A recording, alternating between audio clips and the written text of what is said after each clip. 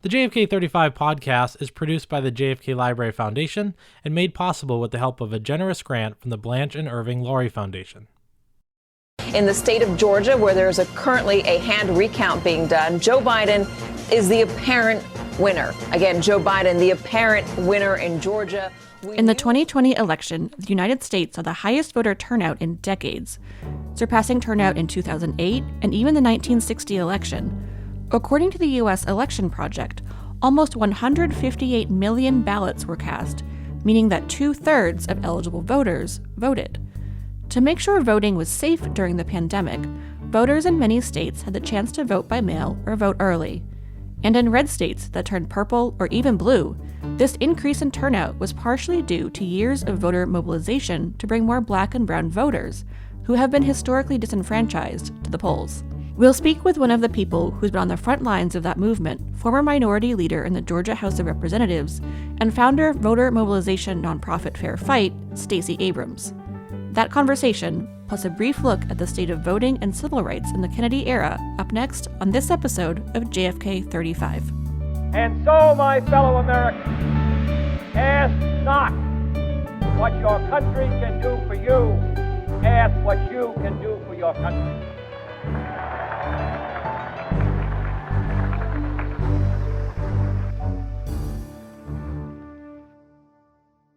Hello, I'm Jamie Richardson, and welcome back to JFK 35. Last season, we devoted an entire series to the 60th anniversary of the 1960 election and its ripple effects to today. We spent an episode focused on the unfinished business of civil and voting rights around the time of the 1960 campaign. Historian Tim Naftali explained how laws and extra legal means denied Black Americans their right to vote in southern states.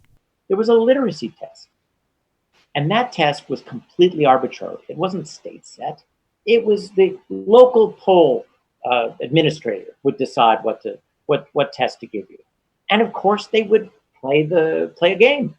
They would make the test extremely hard for an African American, and then make it extremely easy, or even give the answers to a white person. In addition to facing barriers to voting, Black citizens were denied opportunities in other areas across the country. The years leading up to the 1960 campaign saw a rise in demonstrations to desegregate public accommodations like lunch counters, stores, pools, and movie theaters. In 1960, both the Republican and Democratic parties had nearly identical policies on civil rights in their official platforms. But it was through the work of Black political operatives and white allies in the campaign that JFK was able to win over the Black electorate, winning an estimated 68% of the vote. But the issue of civil rights, including voting rights, would not be addressed as quickly as advocates had hoped when Kennedy entered the White House. In his oral history for the JFK Library, James Farmer, founder of civil rights group the Congress of Racial Equality, or CORE, talked about the Kennedy administration's approach to civil rights legislation in the first 2 years of being in office. It was their feeling, which they had expressed to civil rights organizations, leaders, that new civil rights legislation was neither needed at the present time nor feasible. That there were enough laws on the books, and what was needed was an enforcement of those laws. The administration's point of view changed at the time of Birmingham and subsequent demonstrations throughout the country. It was generally our feeling that we had to keep up the pressure, and we saw ourselves as being in the role of being in front of the president on civil rights issues, trying to pull the administration forward, recognizing that there'd be many who would be in the back of the administration trying to slow them down or pull them backward. This pressure from civil rights groups and activists, along with violent reactions to demonstrations in the South, notably in Birmingham, Alabama, would cause the Kennedy administration to act, in particular with the president's submission of a civil rights bill to Congress. And there would be gains made in voting rights and abolishing legal segregation in the years to come. But despite 60 years of some progress, there remains much to be done, especially in the area of voting rights. My colleague Matt Porter and I talk with Stacey Abrams, one of the leaders of the modern-day voting rights movement, next.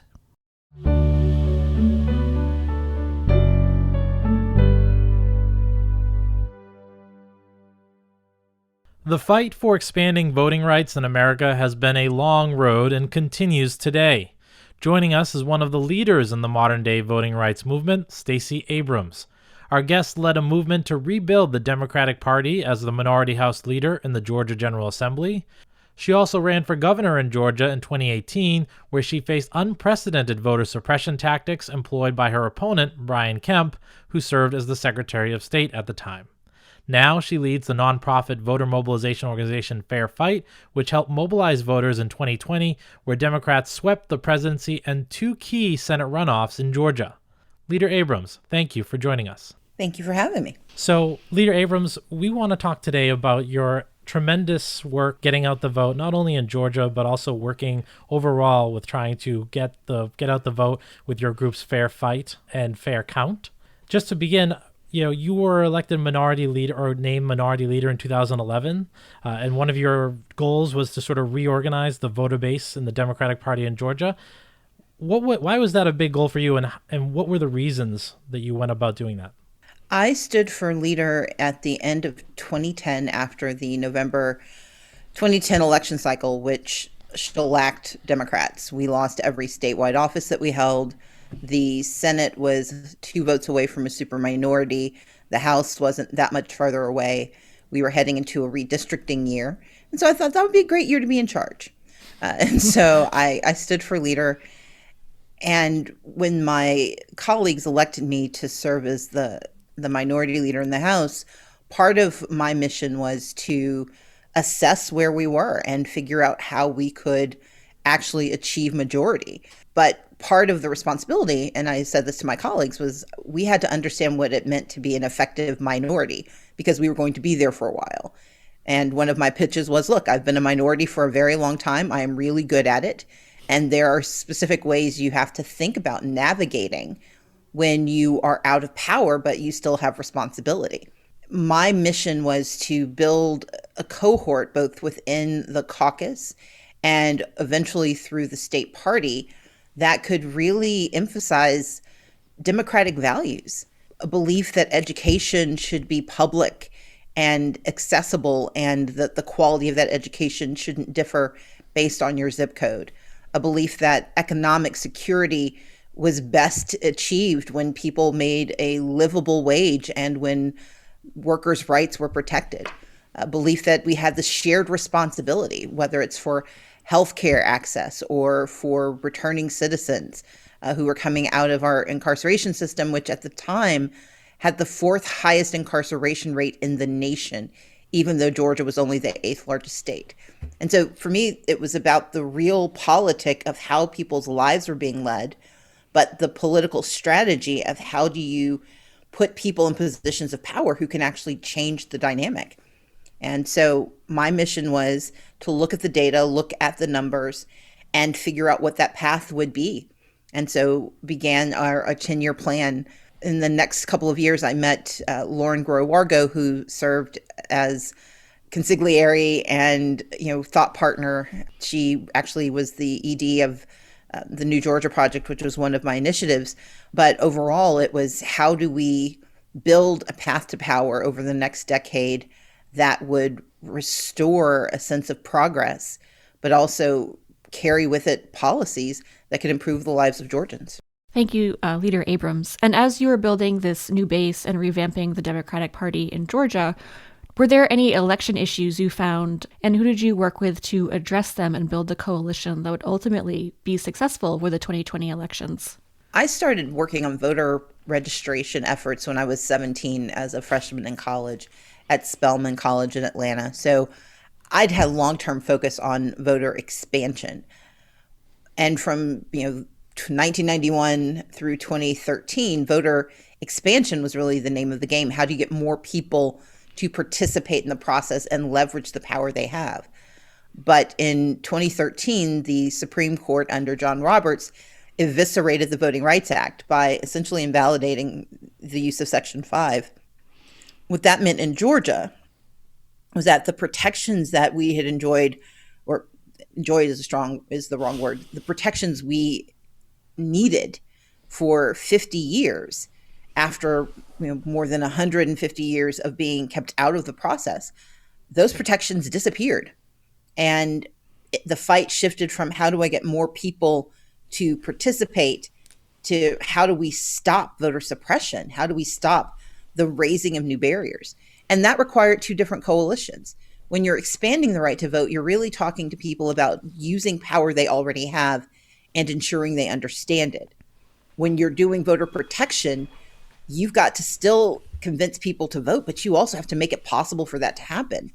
And that meant working with a coalition of nonprofit organizations that were nonpartisan, because voter protection is not a partisan issue. My mission is to ensure that every eligible voter can cast their votes. And so I worked primarily with nonpartisan organizations, civil rights organizations, committed to the issue of voter protection.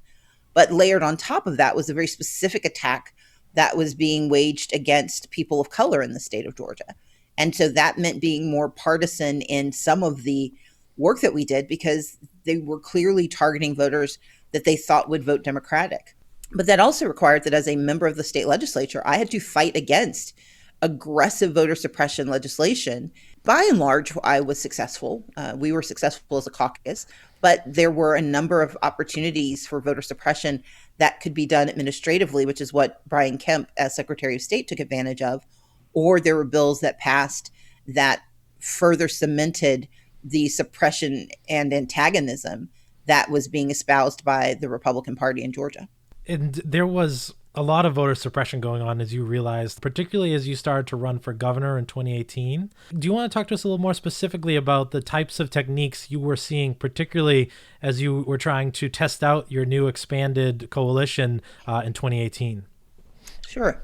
So voter suppression has three pieces. Can you register to vote? Can you cast a ballot? And does your ballot get counted? In states that experience voter suppression, there's usually an attack on one of those three rubrics. In Georgia, it was an attack on all three. Georgia faced what was called an exact match system that was instituted without legislation by the Secretary of State.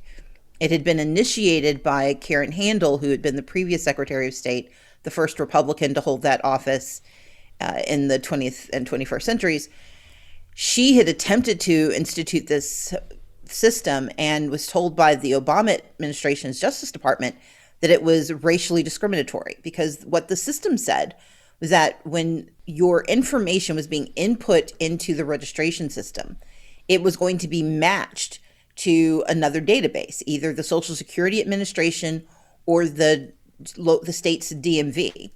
The problem is the Social Security Administration said, don't use us for that purpose, because typographical errors are rampant and we are not designed for that use.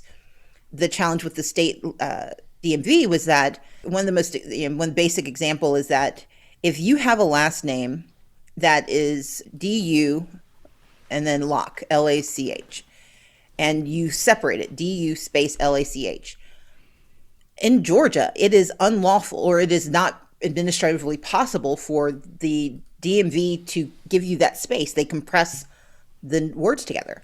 But your name on your birth certificate and on your Social Security card is DU space LACH. They would reject your application to vote if they tried to match it and they didn't look exactly alike. It was irrelevant that the administrative rules of the system were inconsistent, and they never gave you notice of why your application was being rejected. The reason this was so egregious in Georgia is that Georgia has a very diverse population with often non-Anglo spellings of names.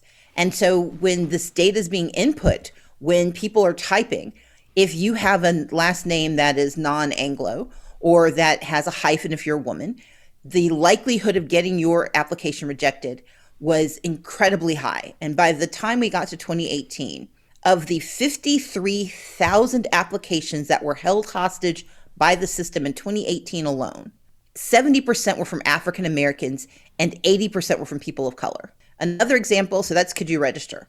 Another issue is being able to stay on the rolls. Under Brian Kemp, 1.4 million Georgians were purged from the rolls during his 8-year tenure. These were not all people who died or moved away. And in fact, independent analysis showed that hundreds of thousands of people were unlawfully removed from the rolls, but they didn't know they'd been taken off until they went to go and vote. Can you cast a ballot? Georgia, we saw 214 precincts shut down after the evisceration of the Voting Rights Act, and that was encouraged by the Secretary of State. And again, under independent analysis, we know that between 54,000 and 85,000 Georgians were physically unable to cast a ballot because they simply could not get to the polling place. And then does your ballot get counted? Georgia had one of the highest rejection rates of absentee ballots, especially from people of color, young people, and new immigrant communities. And so that's sort of the range of challenge that we saw in Georgia, and that combined by the time we got to 2018 to result in tens of thousands of Georgians being pushed out of the democratic process and either being denied the right to vote or being denied the ability to have their vote counted. Yeah, and that was a disappointment in 2018, unfortunately. And then 2 years later, sort of the opposite happened. The success not only of Joe Biden getting elected in the general, but then 2 Senate seats at the same time being flipped in the Georgia runoffs. How would you describe what happened between 2018 and 2020? What did you guys do? Because you clearly did not give up. In fact, it seems like you did even more. What was that like, and what was it like to win 2 years later? Well, we knew by the end of 2018 what had happened. Because as I said before, the challenge wasn't simply that these things were occurring. It was that they were being done by and large administratively, which meant there was no notice. Unless you knew the question to ask, you had no idea what you were looking for. And so when we did not win, when I wasn't successful in 2018 in my race for governor, we sued the state of Georgia. I didn't sue to make myself governor, which is a very sharp distinction between myself and our most recent president. The lawsuit that I enabled was designed to fix the system. And it was during that process that we uncovered so many of the perfidies that had been built into the system by the Secretary of State, who is now the governor. What we did differently was that we sued the state, and the lawsuit, we believe, was instrumental in compelling the Republican legislature to fix some of the problems. Exact match was gutted by and large. It still exists, but the effectiveness and the lead time is very different. We were able to change the rules for purging, although the current Secretary of State, Brad Raffensperger, actually continued to purge tens of thousands of voters, even though the law said he shouldn't, because there was a quirk in the law and he had the choice of either allowing people to stay on the rolls or purging them, and he chose to purge them, despite having made 20 plus thousand mistakes with his purging process in a single day. We were able to, through litigation, compel the state to improve the voting machines, because one of the challenges during the 2018 election was that low-income communities, actually Black communities by and large, regardless of income, they were plagued with broken machines. And so there was a massive purchase of new machines and allocation of equipment. And then we were able to mitigate the effectiveness of the polling precinct closures by encouraging an unprecedented level of use of mail-in balloting and early voting.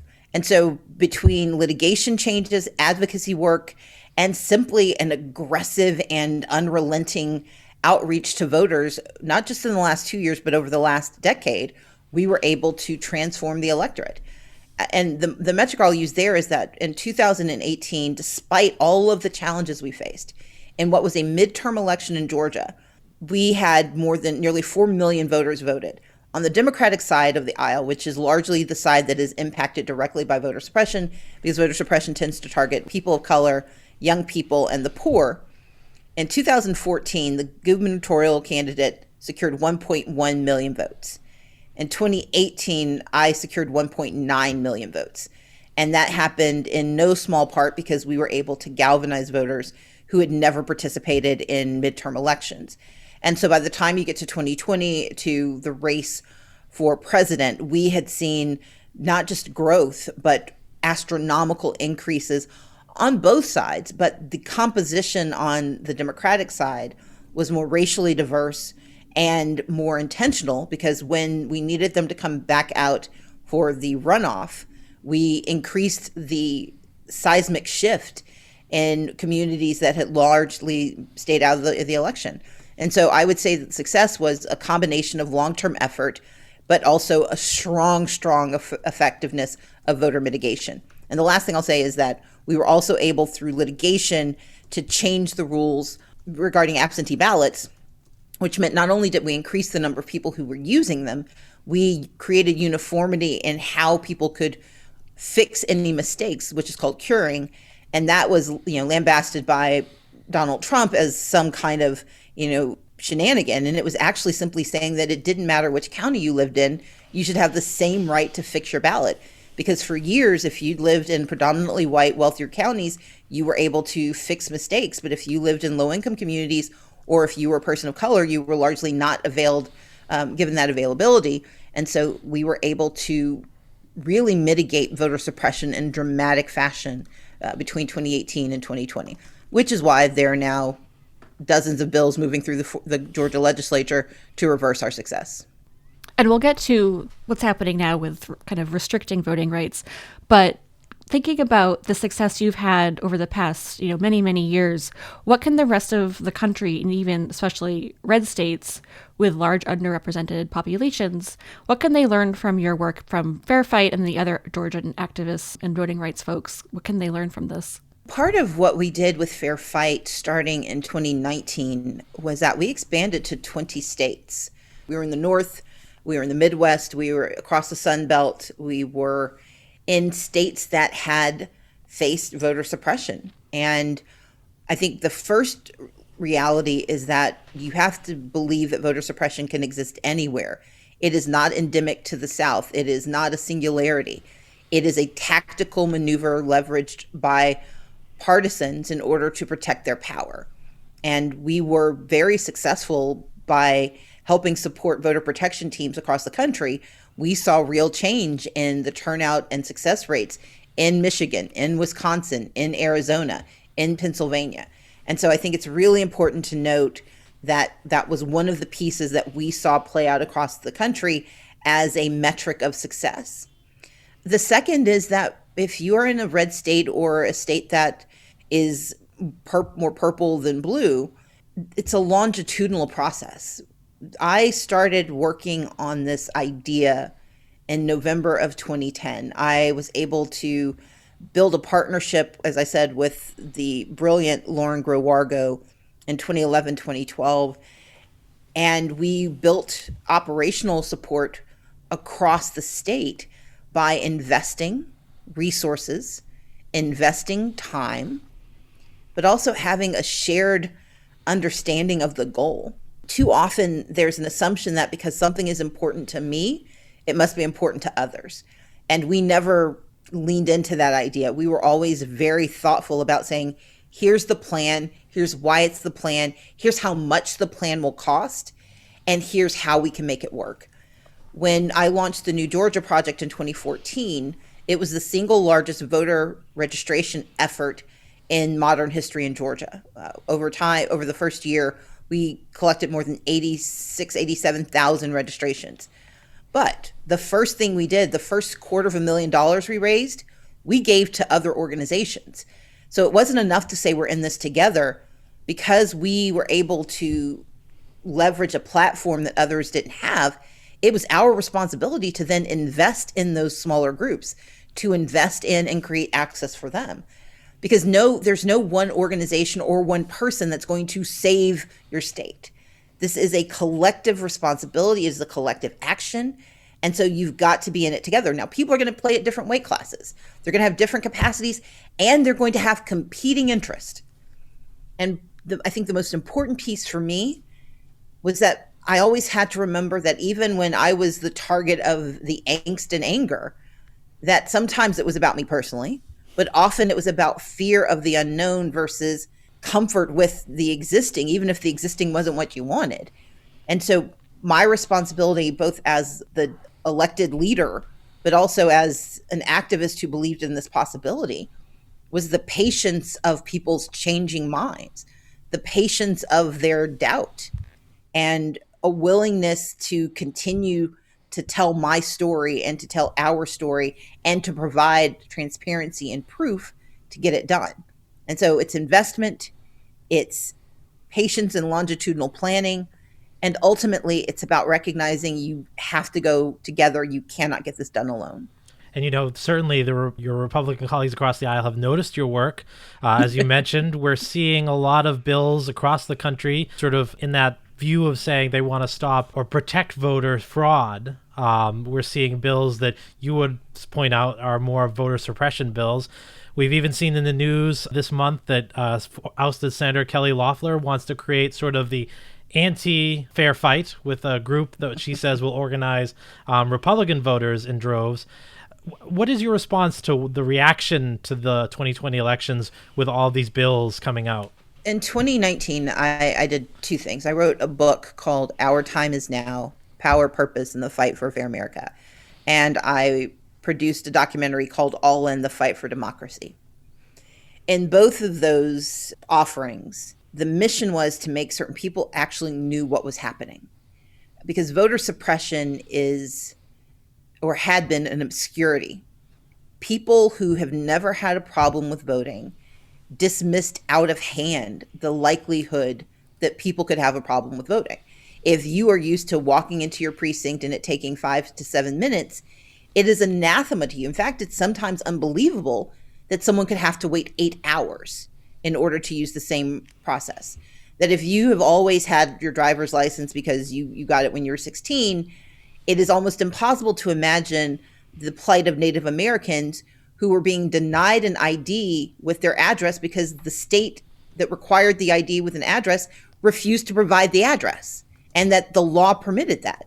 And so part of what we wanted to do is to make certain that people actually had the language to describe voter suppression. But that also meant that they had the language to reject the notion of voter fraud. And while I think we did a good job over the 19 and 20 sessions pushing back on that narrative, nothing was more effective than the 2020 election cycle, when the calls that there was going to be widespread voter fraud were completely debunked. What is now clear is that voter suppression is a tactic for maintaining power wielded at this moment by Republicans. Across 33 states, 165 bills have been introduced as of today to strip away the right to vote, to create barriers to voting. And it's happening here in Georgia in extraordinary fashion, where they are willing to raise taxes on struggling Georgians in order to hold on to political power. They are trying to solve problems that do not exist. And in fact, the lieutenant governor said that he doesn't really know what the problem is. They're just going to try to solve it. We know that what Kelly Loeffler is doing has no truck with what I do. Fair Fight has two pieces. Fair Fight Action is a nonpartisan organization that protects the right to vote for every single American. Fair Fight PAC is a political action committee that tries to elect people who are going to help us get that done. What Kelly Loeffler has very clearly espoused is a belief that she wants only certain people to be able to vote, and that she intends to invest in further making it hard for people she considers undesirable voters to be able to participate in the process.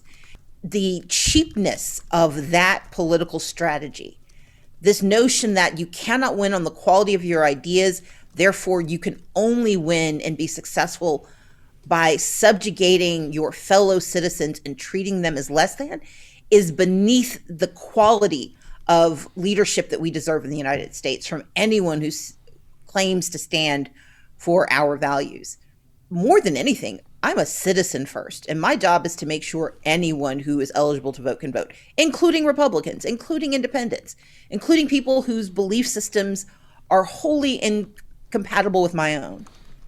That's not what she says. That's not what they do. Their goal is to win elections at all cost. And when that is your goal, the cost is our democracy.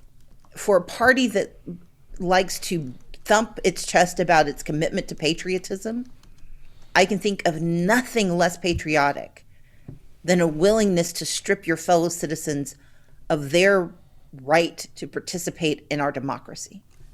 And then, so thinking kind of backwards in the history of voting rights, here at the Kennedy Library, we're kind of focused on the 60s and thinking about the tremendous energy that happened with so many civil rights groups, people, advocating, demanding justice from the Kennedy administration in their own states. And so, this led to the Voting Rights Act, and there's still a long ways to go, as we know. What are your hopes for the future in the fight for expanding voting rights? And then what do you think about your own future in this regard? As dismayed as I am by the current attack on voting rights, as you point out, this is a longitudinal problem for America. I mean, we began our time as a nation by stripping everyone of participation except for white men who owned property. Roughly 6% of Americans were able to vote in the first elections. It was Thomas Jefferson who helped to change the property ownership standards so more white men could participate. But women were told to be silent. Blacks were relegated to less than humanity. Native Americans were erased from the narrative altogether. And the Immigration and Naturalization Act of 1790, I believe, it essentially said that if you were Latino or Asian, don't even bother trying to participate or even come here. And so we've watched our nation in every century make advances towards participation. The 15th Amendment, the 19th Amendment, the 26th Amendment, which recognized that if you were old enough to die for your country, you should be old enough to vote for its leaders, with the 26th Amendment. But different parties have created their power through voter suppression. Democrats did it in the 60s. Basically, from the Jim Crow era through the 1960s, Democrats were both the purveyors of voter suppression, but they were also the architects of civil rights. And my belief is that the instinct of America to atone for its sins will always lead to us trying to expand access to the franchise. And we can see that in the current administration and the current move in Congress to pass H.R. 1, the For the People Act, and to pass H.R. 4, the John Lewis Voting Rights Advancement Act. I believe we will continue to fight voter suppression. I believe we will continue to beat it back. I believe it will always be a challenge because those who are losing power will always seek to hold it by creating silence as opposed to creating better ideas. So my responsibility is to continue the fight, to work in Georgia and around the country to build up the muscle memory of fighting voter suppression, to remind people that we've done it before and we can do it again, but to also engender in everyday people this notion that their right to be heard is also directly tied to their right to the American dream and their right to success. That democracy is not magic, it is medicine. And it is a medicine that we have to take again and again, because the minute we stop, the insurrection, the infirmities, the incivility manages to sweep through us in dramatic fashion. But when we show up and participate, we get better. And so my job now, and for as long as I can see, is going to be to protect our democracy in any way I can. Thank you for that. And also, just on top of all of your achievements and work and accolades, it also came out a few years back that you write novels under the pen name Selena Montgomery. One, how do you find the time to do that? And then how did it feel when that cat was out of the bag? And, how did you even get inspiration to start on that kind of side hustle? So I started writing novels in law school. So my third year of law school, I wrote my first novel, Rules of Engagement. It was supposed to be a spy novel, but publishers didn't believe that women wrote spy novels or that men would read spy novels by or about a woman, and certainly not one with a main character who was African American. So I made my spies fall in love and sold it as a romance novel. I was never ashamed of it. I just happened to be writing at the same time that Google was coming into existence.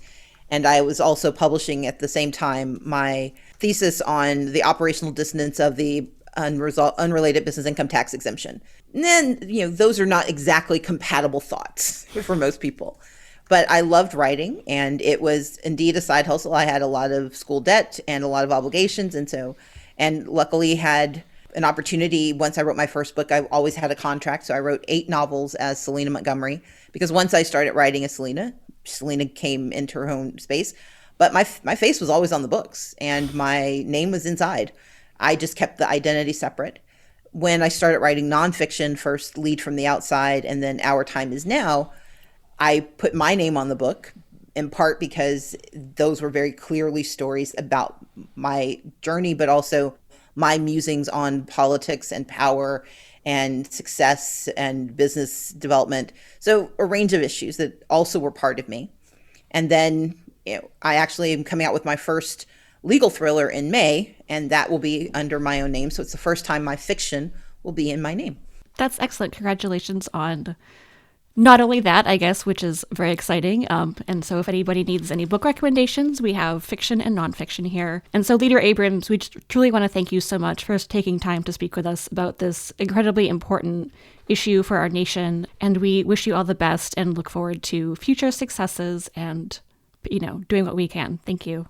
Thank you, Jamie. Thank you, Matt. I appreciate you guys having me.